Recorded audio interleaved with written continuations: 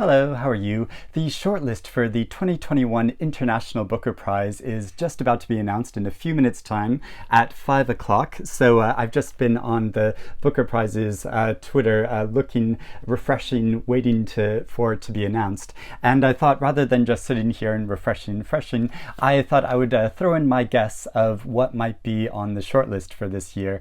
So what 6 books out of the 13 books that have been longlisted. So I haven't read them all yet. I have read 6 out of the 13 books. I've been concentrating more on reading the long list for the Women's Prize for Fiction because I knew I was going to make a video with Anna about that, so I'd wanted to read all of those 16 books. I haven't read all 13 of these yet, but I have read 6.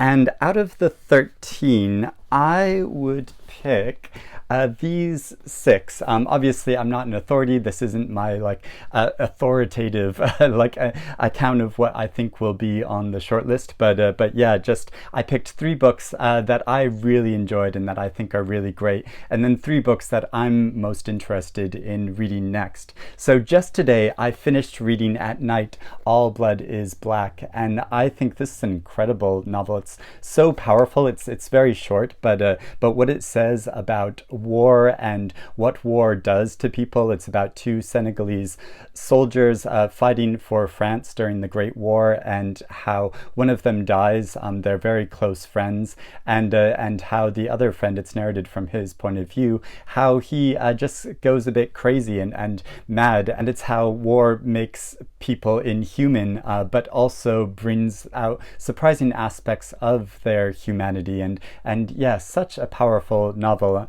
I only just finished it. I'm still churning it over in my mind. But yeah, also I think the Employees is such a creative, interesting novel, and so yeah, I would be really happy to see this on the list, as well as Minor Detail, which I've praised like endlessly and was one of my favorite books that I read last year.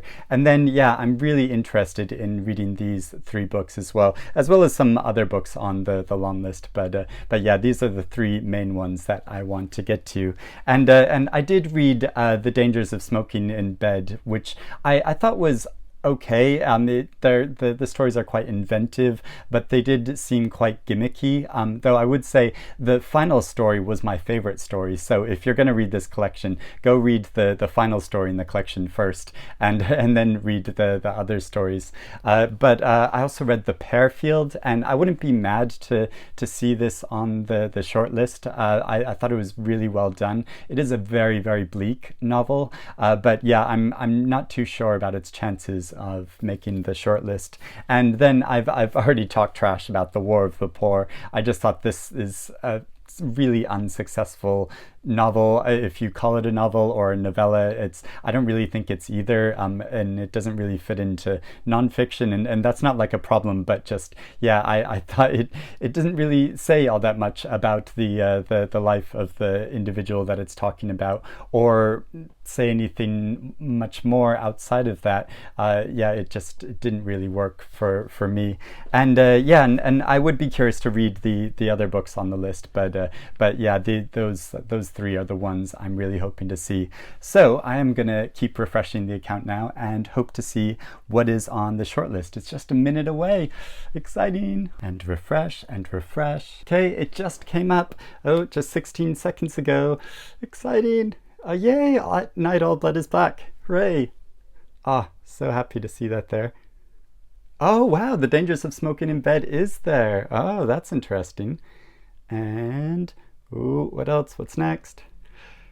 When We Cease to Understand the World. Yeah, that's one I do really want to get to. So that's exciting. What's next? Yay, The Employees. Yay! This is a great result. Very exciting. On Memory of Memory. Yep, another one of my top choices that I really want to read. Hello, Neil. Neil's a friend of mine. Oh my gosh, The War of the Poor. Oh, what? Why? Okay. Now, yeah, I'm going to have to listen to the judge's justification for why that is on there, because that is really surprising. Wow. Oh gosh. Oh no. And that means Minor Detail isn't on the shortlist. Wow, that's okay. That's quite disappointing. That's probably my favorite book that I've read from the list so far. Although I don't know, I think At Night All Blood Is Black may tip it over there, but wow, that's really surprising. Okay, need to process this. Well, here are the 6 books in a neat, tidy pile. And yeah, I'm so happy to see The Employees on here by Olga Ravn. This is such a creative, inventive sci-fi novel about a spaceship that discovers a number of strange objects on a planet far out in the galaxy, and the humans and humanoids, the robots that exist on the ship, their various interactions with these objects, and the testimonies from these humans and non-humans as they interact and talk about the objects, and also their duties on the ship and the politics of the ship. And yeah, this has been a novel that I've thought about a lot more, and one that I'd like to reread, knowing what happens with the plot, and going back and reading some more of these testimonies and getting a bit more, yeah, I think, richness in the story of this very inventive novel. And also In Memory of Memory by Maria Stepanova, when the author's aunt dies, going through her apartment and seeing a number of objects which tell the story of this Jewish family over the 20th century, and talking about their lives through examining these objects. So it's a sort of combination of fiction and memoir and travelogue and essay and historical document. And I've heard such great things about this. It is the biggest book on the list, but I've heard, yeah, such really great things about it that I think it's really going to be well worth the time, and I'm really looking forward to reading it now. And The Dangers of Smoking in Bed by Mariana Enriquez. And yeah, I just felt like a lot of these stories just end on a twist, and it felt like it was more for the shock value rather than saying something bigger and more substantial about the characters, or making a bigger like statement in general. And yeah, and I did think they're like inventive and kind of quite interesting to read about, but it does feel like sometimes she just was going for like the gross out factor rather than, you know, that sort of shock value, rather than making a meaningful statement. But like I said, the final story in this collection I thought was really interesting, and the second to last story, which is the longest story in the collection, was quite interesting as well, and made me actually want to read a novel, full-length novel by this author, which apparently is going to be being translated into English and coming out in the next year or two. So I'm very excited about that. But yeah, I have to say, on a whole, this collection wasn't entirely successful for me.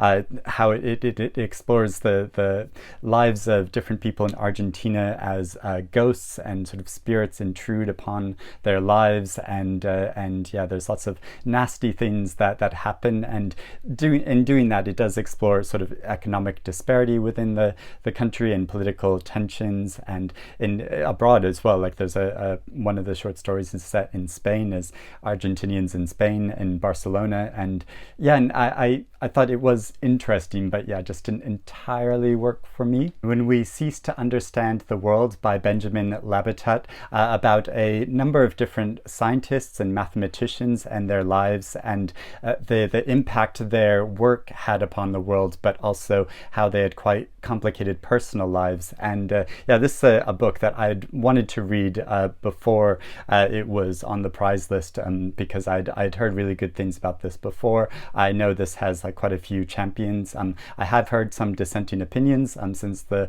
list came out, and more people have been reading it. But yeah, on the whole, I've heard really great things about it. And yeah, I'm just really curious about that question about the work we do in our lives, and the aspirations of making these like great accomplishments, and how that sometimes like almost necessitates some personal sacrifice. And yeah, that seems to be what this book is about. But of course, I don't know, I haven't read it yet, but I'm really looking forward to reading it now. And honestly, what is going on with this book? The War of the Poor by Eric Vuillard, all about the life of Thomas Muntzer, a really fascinating figure, but he gives such a slight account of his life and commentary on his life that I really didn't get more from this than an extended Wikipedia entry. And I've read a number of reviews of it now because I really want to understand what is the big deal about this book, but I didn't find any of the reviews I've read so far convincing. So if you read a really convincing positive review of this, please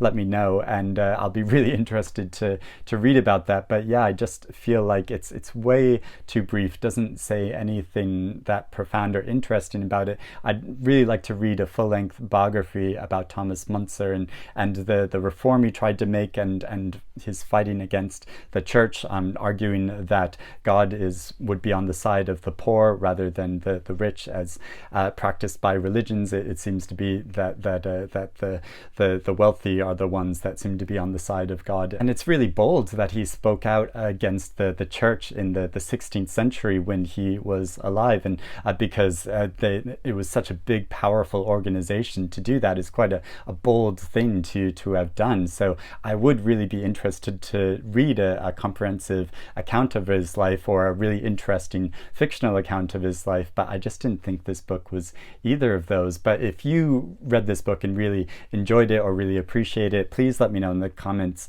why, because I personally just don't get it. And finally, as I've been talking about, At Night All Blood is Black by David Diop, and yeah, what a powerful novel, and I'm still just reeling from the experience of it. What he says about the terror of being in war, and the horrible things it does to people, and in driving the humanness out of people, but then asking for them to be human at the same time, and what it says about race. And so these Senegalese men, the French officers wanted them to present themselves as savages to scare the enemy more, and so yeah, there are a lot of like awful racial and cultural implications of that, and the way it sort of backtracks into his life and his very strong relationship with his friend that he calls more than a brother, and goes back through their lives, and the hope they had of building a new life together, and building a business together, and I found that so heartbreaking and moving, but also yeah, just the lengths that he's driven to in the madness of war and the way it portrays that. And it's so fascinating how he does it. It's written with quite simple language, like really consciously chose quite simple language to describe this. It's not overly flamboyant or poetic, or doesn't use like big complicated words. It uses very pared down language to describe this state, and it makes it all the more powerful for doing that, I think. Yeah, it's really incredible. So yeah, I need to think more about this book. If you've read it, I'd love to know your thoughts on it. But yeah, I'd really encourage you to read this as well. But yeah, wow, what a surprising and interesting shortlist. So let me know what you think of the shortlist as a whole below. I know some people only start reading book prizes once it gets down to the shortlist. So let me know if you're interested in reading any or all of these books now, or if you've read them all, what you think are the strongest on the list. And yeah, I'm so disappointed that Minor Detail isn't on the shortlist. I'd still really encourage everyone to read this book, because I think this is an incredible novel that also does so much in a very short amount of pages. But yeah, it's really, really powerful. But yeah, it'll be exciting to read the other 3 books on this list that I haven't read, and discuss them more with people. So looking forward to that. I hope you have a good evening wherever you are. I'm gonna go out for dinner because we're allowed to do that now in England, and it's my anniversary with my partner, so we're gonna go out for an outdoor anniversary dinner. We can't have dinner inside, we're not allowed to do that yet, but we're allowed to have dinner outside, so I'm really looking forward to that. And then yeah, having some more reading in the next few weeks. But I will speak to you again soon. Bye bye.